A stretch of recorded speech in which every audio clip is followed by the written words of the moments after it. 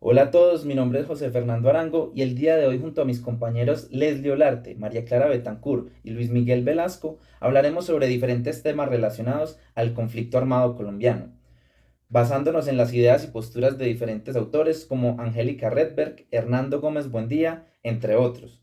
Además, profundizaremos en el documental No hubo tiempo para la tristeza, tratando de encontrar las causas políticas, bélicas y de resolución del conflicto armado colombiano.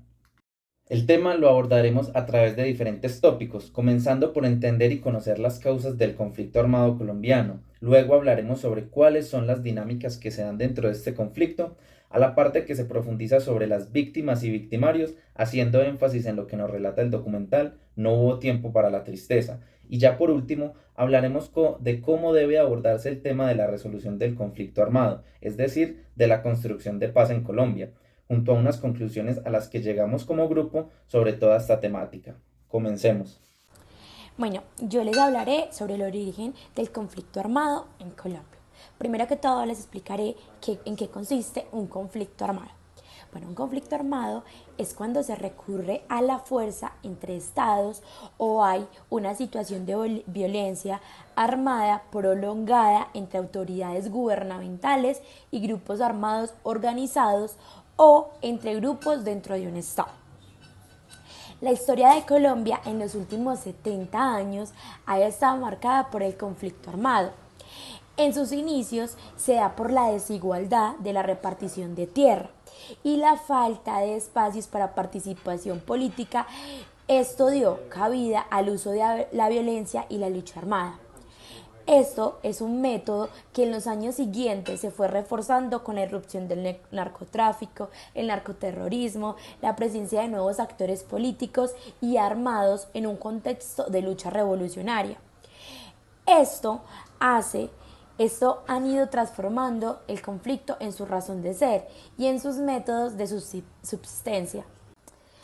Bueno, en Colombia se dan tres grandes momentos. El primero es el periodo de violencia, que es la guerra civil que tienen los conservadores y los liberales. El segundo es el Bogotazo, que se da por la muerte de Jorge Eliezer Gaitán. Y el tercero es el Frente Nacional, que es como el acuerdo de paz que hay entre los liberales y los conservadores.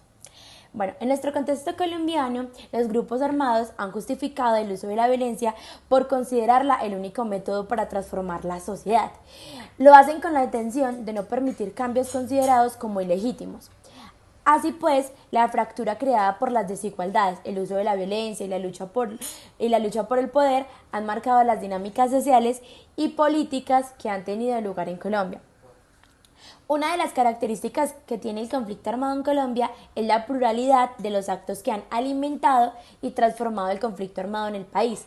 Aunque los principales actores del conflicto siempre han sido, en su mayoría, los partidos políticos tradicionales y los movimientos guerrilleros, el surgimiento de diferentes grupos revolucionarios como los paramilitares, la influencia del narcotráfico, han tenido de mayor a menor predominancia según el periodo que se estudia. Además, cabe recordar que en las líneas generales Colombia se ha caracterizado por una brecha social entre una élite política con una fuerte presencia regional monopolizado y por otra los grupos minoritarios como los indígenas, afrodescendientes, campesinos que no han contado con el mismo acceso a los derechos de propiedad ni a los servicios de Estado. Una de las problemáticas que más se ve en esto del conflicto armado ha sido las migraciones de las personas campesinas y afrodescendientes que tienen que hacer al sector urbano. Lo primero que necesitamos entender para hablar del conflicto armado en Colombia eh, es entender que la guerra que se ha dado en Colombia ha sido una guerra larga, cruel, muy compleja y que merece ser comprendida desde toda su dimensión, reconociendo también que no únicamente pues actúa el Estado o los grupos armados, sino que ha sido el conjunto de muchas cosas, de muchos elementos que ya a continuación vamos a poder ver. Bueno, entonces es importante pues que hablemos de las guerrillas que han tenido varias etapas a lo largo del conflicto armado. Entonces, la primera etapa es la del nacimiento de anclaje en los territorios. La segunda etapa, que se da a principios de los 80, es cuando se proponen acumular fuerzas con miras hacia la toma del poder. Y la tercera etapa habla de cuando dejan todas las vías políticas y buscan el colapso del Estado y de las élites económicas. Esto a partir de vías violentas. Entonces, por un lado tenemos a las FARC, que nacieron en el año 1966, 2 años después de que el ejército bombardeara las llamadas repúblicas independientes como Marquetalia. También está el ELN, que es inspirado en revoluciones internacionales. Está fundada por estudiantes y profesionales que acogen las teorías del foco armado del Che Guevara. Esto fue a mediados de los años 60. Por otra parte, se fundó el EPL, que es un brazo armado de la disidencia del Partido Comunista, que está inscrito en el conflicto chino-soviético. Y por otra parte está el M-19, que nació a mediados de la década de los 60 como un grupo armado para el que las acciones militares estaban en función de lograr un gran impacto político sobre el establecimiento y la simpatía de masas populares. Entonces, al inicio de la década de los 80, los insurgentes se plantearon una estrategia de toma del poder que combina la fuerza de las guerrillas con la acción política y la influencia en movimientos sociales. Las guerrillas empiezan a buscar cómo se pueden expandir y van incidiendo en regiones más conflictivas. Por una parte, entonces, las FARC en ese momento tenía como un lado más agrario, entonces buscaba crecer en las regiones donde podía ser regiones ganaderas y donde podía tener una expansión agraria. Por otra parte está el ELN, que se expandió en zonas mineras y petroleras, el EPL en partes de agroindustria y en regiones ganaderas y territorios donde intentó hacer reforma agraria, y el M-19 se tomó las ciudades y en el sur del país. Que queda destacar que a partir del 2000 las guerrillas perdieron bastante terreno y capacidad ofensiva, porque fueron recibiendo pues algunos golpes por parte del Estado que fueron debilitando sus fuerzas.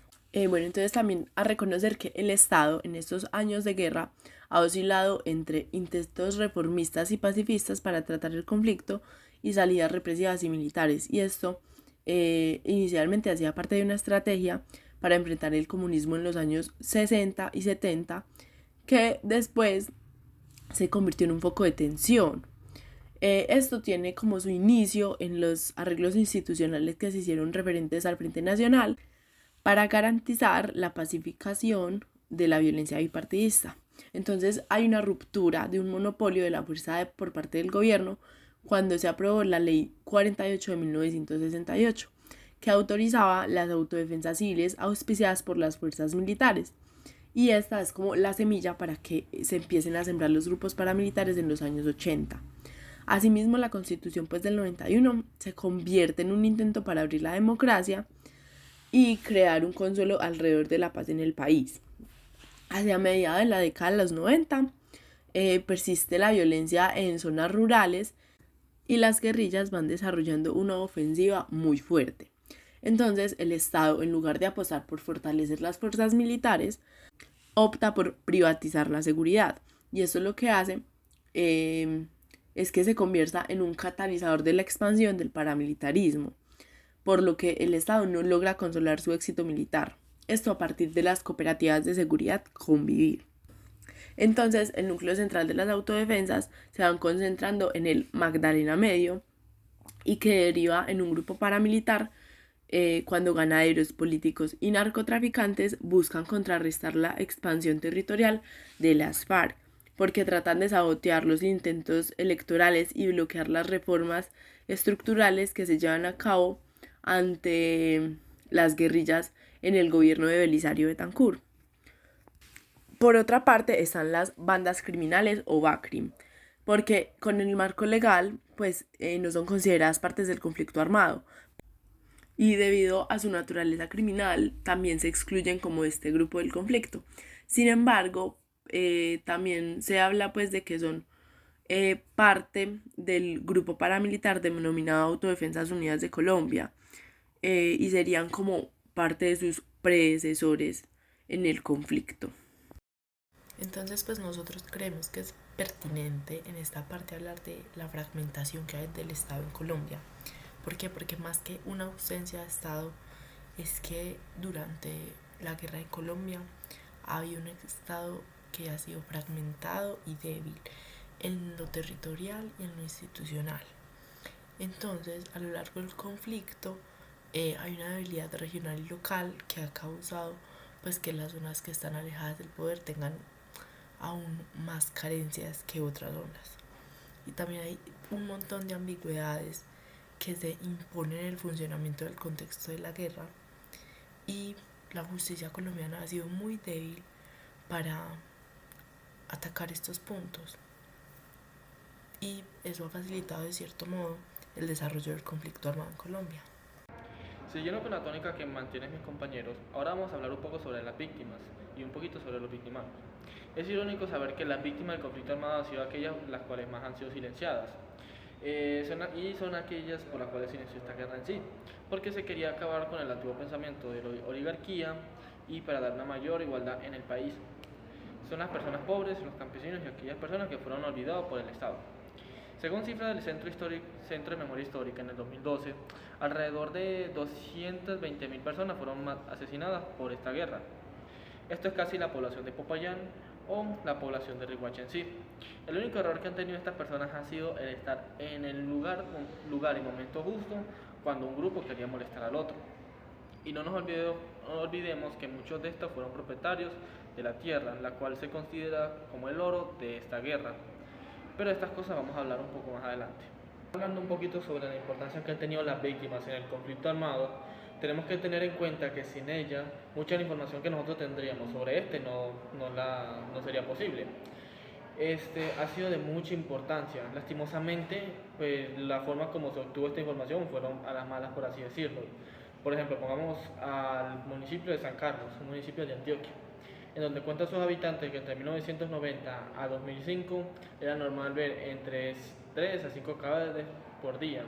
Las personas vivían con el miedo constante de que en la noche tocaran a su puerta y les reclamaran por algún pariente o les acabaran la casa.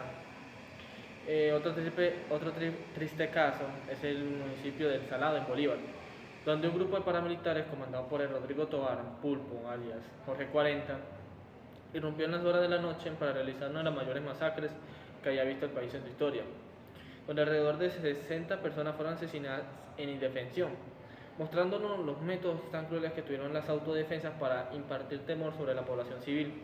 Terroríficos ejemplos que nos dieron una idea de la naturaleza de los actores del conflicto armado. Pero, ¿por qué son los campesinos y las personas pobres los más afectados? Esto se da principalmente por la mala distribución de la tierra y un modelo agrario deficiente. Eso los pone en una situación muy vulnerable, puesto que no presentan los recursos para que pueda darse una voz sobre las injusticias que están pasándose en el territorio, y tampoco tienen la forma de cómo defenderse. A muchos les toca literalmente poner su tierra a disposición de quien tenga el poder. En los primeros días de la guerra, el control sobre esta se trataba solamente de una influencia sobre la población por un Estado ineficiente que no podía controlar la zona de poder. Pero a medida que fue creciendo más el conflicto, los intereses económicos sobre esta no dejaron de esperarse. Muchos grupos armados se aliaron con personas de influencia, con empresas extranjeras, para que se les diera un terreno donde pudieran explotarla sin ningún problema, ya sea la ganadería, minería o el cultivo de coca. En Chorrera, Amazonas, los distintos pueblos indígenas fueron supremamente afectados por la participación de estos actores. En primer lugar, a principios del siglo XX, con la fiebre del caucho, los puso en una situación muy similar a la esclavitud. Y el segundo, por la expansión de la guerrilla, que según cuentan ellos, casi los llevó a la extinción de su cultura milenaria. Por eso no es de esperar la elevada cifra de personas desplazadas, siendo esta entre 4.7 millones a 5 millones, lo que movió el conflicto hacia la zona urbana, debido al movimiento de estas personas a las zonas periféricas, sumado a la inclusión de pandillas, delincuencias, etc., lo que propició, asimismo, la presencia de más violencia en el territorio urbano. El control por estas zonas por parte de la guerrilla y otros grupos paramilitares amplió aún más la cifra de víctimas en el conflicto armado. Aunque Colombia sea considerado un Estado de Derecho según la Constitución de 1991, la verdad es que con la presencia del conflicto armado a las escalas que hay o hubo en este país, su definición se niega completamente. Un importante grupo de las víctimas de este país han sido aquellos quienes han intentado alzar la voz contra las injusticias que pasan. Sin embargo, son callados rápidamente por personas que les interesa más la guerra que una mejora para este país. Tenemos cifras dadas por el Centro de Memoria Históricas en el 2013, donde alrededor de 3.000 sindicalistas fueron asesinados a final del siglo pasado e inicios de este. También el asesinato de importantes figuras como lo fueron Gaitán o la extinción casi literal de un partido político, la Unión Patriótica, a manos de los paramilitares. Los victimarios de la guerra fueron muy diversos y los métodos que utilizaron aún más. Hay que tener en cuenta, como ya se mencionó, que al finales del siglo pasado apareció un nuevo combustible para la guerra. El dinero, la ética valía muy poco, la moral, cuando había plata de por medio, cuenta uno de las víctimas de Boyajá. El narcotráfico y la coca fue el sustento que tuvieron los grupos para poder seguirse matar entre sí. Los ideales no importaban mucho, como ya se dijo, cuando lo importante era tener grandes hectáreas de tierra y una mano de obra barata para poder cultivar la coca. Por eso se requirió a la población civil de los pueblos más alejados del país. Para obtener dicho trabajo de ellos se hacían amenazas, secuestros, incluso llegaron a las masacres, donde se piensa que hubo alrededor de 25.000 personas desaparecidas durante todo el conflicto. Impresionante es la hazaña que tuvo Cadarare Santander, un pueblo el cual soportó tantos hostigamientos de la FARC como los paramilitares, porque estos les querían pedir que buscaran un bando, pero ellos dijeron que no. Sin embargo, hay que tener en cuenta que murieron alrededor de 500 personas en el pueblo y pues la mayoría de los pueblos del país no tuvieron la misma suerte de mantenerse tan unidos. Asimismo, combates entre las distintas facciones dejaban víctimas entre medio. Un ejemplo fue en el municipio del Chocó, llamado Boyajá, donde murieron 79 personas en un fuego cruzado entre las guerrillas de la FARC y los paramilitares. La mayor tragedia pasó cuando la guerrilla mandó un cilindro bomba a la iglesia del pueblo, que era donde se refugiaba la población civil de los fuertes combates. Cuenta Antún Ramos, sacerdote y sobreviviente de la masacre, que en las paredes se podían ver los miembros desmembrados de las embarazadas y de los niños que éstas cargaban. Pero queremos remarcar algo: de los 79 muertos que dejó la tragedia, aproximadamente 43 eran niños, y es lastimosamente porque ellos han sido los que han llevado gran parte de esta tragedia y de los abusos de la guerra. Las madres del municipio de San Alberto relatan que siempre se los tenían que esconder de las guerrillas para que no se los llevaran a combatir. Se les decía que iban a sacar a su familia adelante y este era lo único que querían oír para ir al monte y tomar un fusil.